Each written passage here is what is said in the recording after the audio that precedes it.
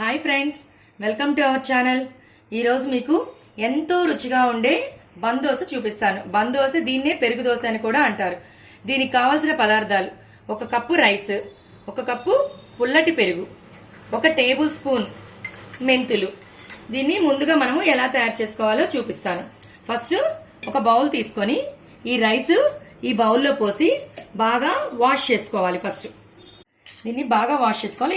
ఇవి రైస్ తో పాటే ఈ 1 స్పూన్ మెంతుల్ని కూడా కలిపేసి మనం బాగా వాష్ చేసుకోవాలి. ఫస్ట్ చూసారు కదా, బాగా వాష్ చేసుకున్న ఈ రైస్ లో ఈ కప్పు పెరుగుని యాడ్ చేసుకోవాలన్నమాట.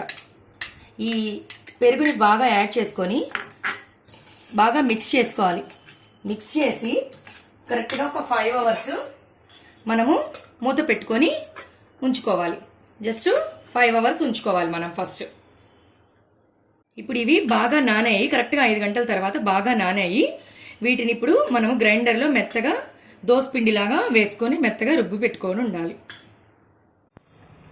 చూడండి, దీన్ని దోసపిండిలాగా మెత్తగా పేస్ట్ చేసి పెట్టుకున్నాను, గ్రైండర్ వేసి పెట్టుకున్నాను. దీన్ని ఒక నైట్ అంతా లేదా 8 గంటలు ఖచ్చితంగా పులవనివ్వాలి. చూడండి, 8 గంటలు నైట్ అంతా నాననిచ్చాను. పులిసింది పిండి. చూడండి, కొంచెం పిండి కూడా పొంగింది. ఇప్పుడు దీంట్లో సరిపడా సాల్ట్, రుచికి సరిపడా సాల్ట్ అండ్ ఒక 1/2 టీ స్పూను సోడా ఉప్పు వేసుకోవాలి. 1/2 టీ స్పూన్ సోడా ఉప్పు, ఈ సాల్ట్ వేసుకొని సరిపడినన్ని నీళ్లు పోసి బాగా కలుపుకొని మనం దోశ ప్రిపేర్ చేసుకోవాలి.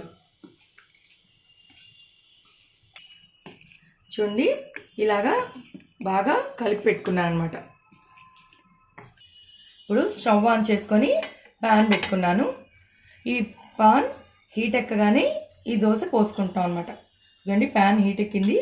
ఈ దోశని పాన్ మీద పోస్తున్నాను. దీన్ని నెరపకూడదు, మామూలు దోశలాగా. ఇంతవరకు అలా ఉంచేసి దీని మీద కొంచెం ఆయిల్ వేసి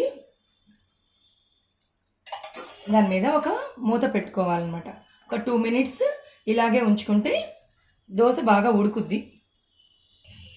చూడండి, ఇది కాలు ఉంటుంది. దీన్ని మనము సేమ్ ఇలాగే తీసి రెండో వైపుకి తిరగవేసుకోవాలి. తిరగవేసుకొని ఒక కొద్దిసేపు కాలనివ్వాలి. కొంచెం ఆయిల్ కూడా ఇటు సైడ్ కూడా మనము లైట్గా ఆయిల్ అప్లై చేస్తే బాగుంటుంది. ఈ దోశ టేస్టీగా బాగా మెత్తగా సాఫ్ట్గా, చూడండి ఎలా పొంగిందో, మామూలు దోశ కంటే బాగా పొంగుతుంది. దీన్ని కూడా 1 నిమిషం కాలనివ్వాలి.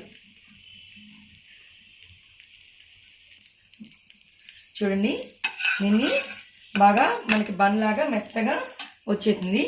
ఇప్పుడు సర్వింగ్ బౌల్లోకి తీసుకోవాలి. చూడండి, దోశలు ఎంత సాఫ్ట్గా వచ్చాయో, అసలు మెత్తగా బన్ లాగా మనకి బాగా సాఫ్ట్గా ఉన్నాయన్నమాట. వీటిని చట్నీతో కానీ, పల్లీ చట్నీ, అల్లం చట్నీ, మనకి ఏది నచ్చితే అలాగా టేస్ట్ చేసుకొని తినొచ్చు అనమాట. మీకు కనుక మా వీడియో నచ్చినట్టయితే లైక్ చేయండి, షేర్ చేయండి, సబ్స్క్రైబ్ అవ్వండి. బెల్ ఐకాన్ కనుక ప్రెస్ చేసినట్టయితే మా లేటెస్ట్ వీడియోస్ మీకు అవైలబుల్లో ఉంటాయి. Thanks for watching.